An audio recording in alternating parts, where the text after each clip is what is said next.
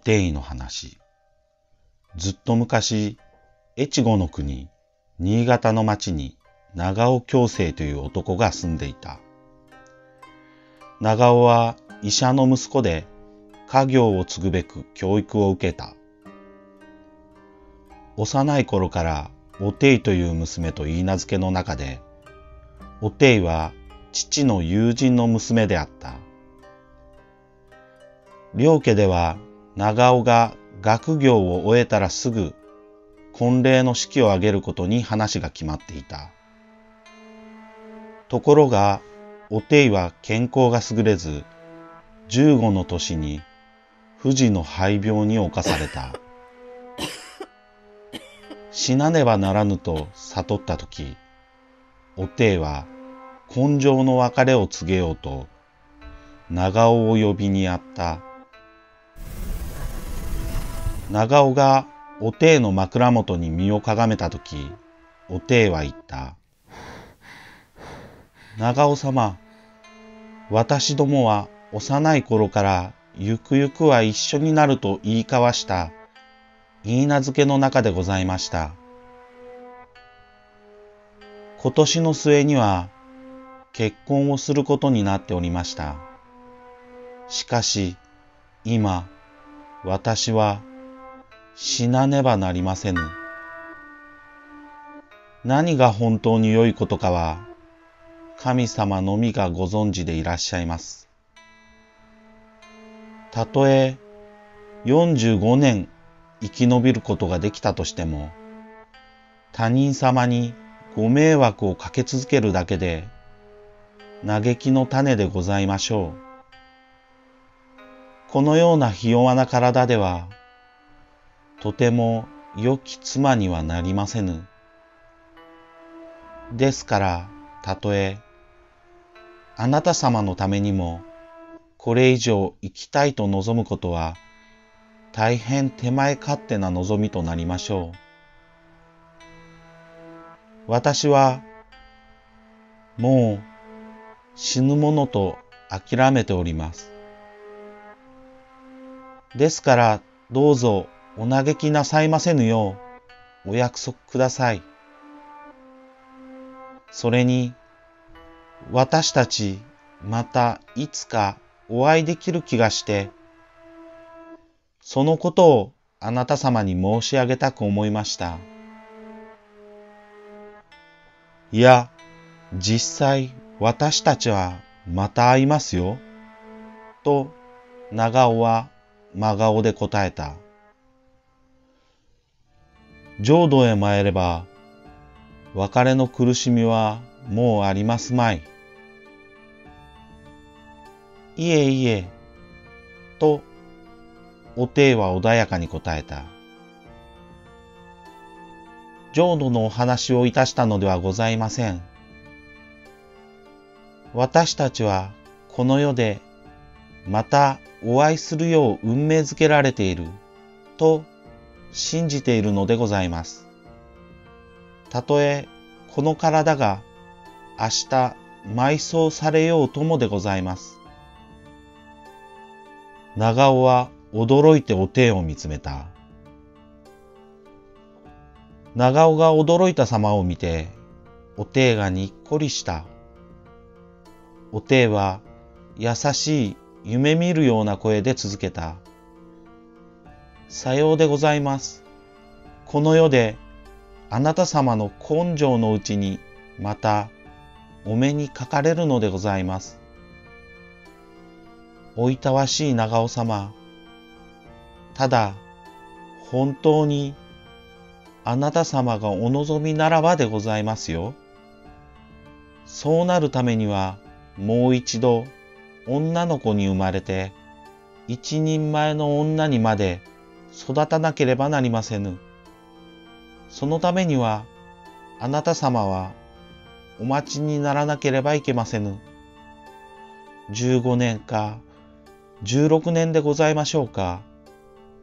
これは長い年月でございます。でもあなた様はまだ19歳でございますものね。根性の苦しみを和らげようと思った長尾は優しく言った。お前様をお待ちするのは、務めというより喜びです。私たちは七世を誓い合った仲ですから。でも、お会いできるとは思っていらっしゃいますまいと、おていは長尾の顔を見つめながら問うた。それは、と長尾は相手を愛おしむように答えた。それは、あなたが何か印なり合図なりしてくださらない限り、他の人に生まれ変わって別の名前のあなたを知ることはできませんよ。それは私にもできません。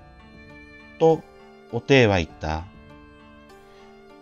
神様や仏様でない限り、私たちがどこでどうして会えるかわかりません。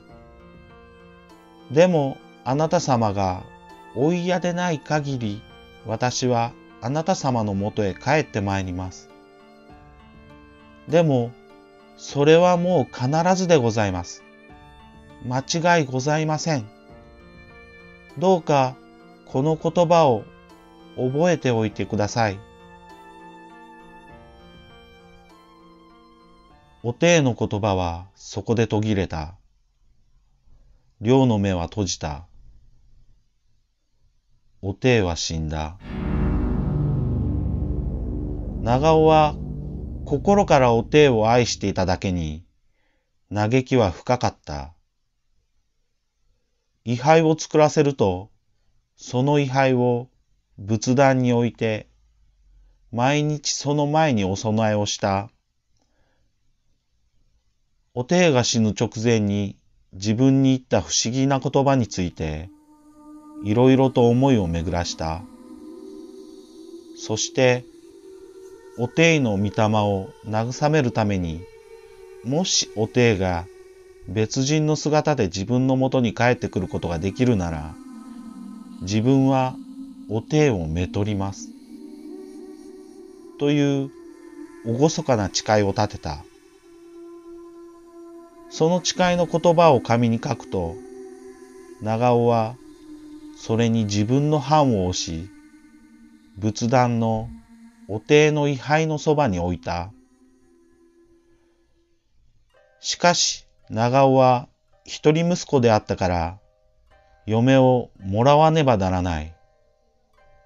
家族の願いを放っておけず、父が選んでくれた女をじきに妻に迎えることを承諾せざるを得なかった。しかし結婚した後もおていの位牌を前にお供えを欠かさず、いつも愛着を込めておていのことを思い出していた。だがそれでもおていの面影は長尾の記憶の中で次第に薄れ、思い返すのが難しい夢のようになってしまった。こうして歳月は過ぎていった。その間にいくつかの不幸が長尾を襲った。まず両親と死別し、それから妻と一人息子が亡くなり、いつかこの世で一人きりとなった。長尾は寂しい我が家を捨て、悲しみを忘れるために長い旅に出た。ある日、旅の途中、伊香保に着いた。伊香保は今でも温泉地として名高く、美しい場所である。この山中の宿に泊まると、若い給仕の女が現れた。その顔を一目見るや、はっと息を飲んだ。心はかつてないときめきを覚えた。不思議なほどおていに似ている。長尾は夢を見ているのではないかと我と我が身をつねってみた。女は行ったり来たりする。火や食事を運び、お客の部屋に片付けに来る。その時の物腰や動作の一つ一つが長尾の胸中には、かつては許嫁であった人の美しい記憶をよみがえらせたのである。話しかけると穏やかなはっきりした声で答えた。その甘美な声がありひしの悲しみで長尾を悲しくさせた。あまりのことに長尾はこう尋ねた。お姉さん、あなたが昔知っていた人にあまりに似ているものだから、最初部屋に入っていらしたとき、私はすっかり驚いてしまった。失礼ですが、あなたのお生まれのところとお名前を聞かせていただけませんか？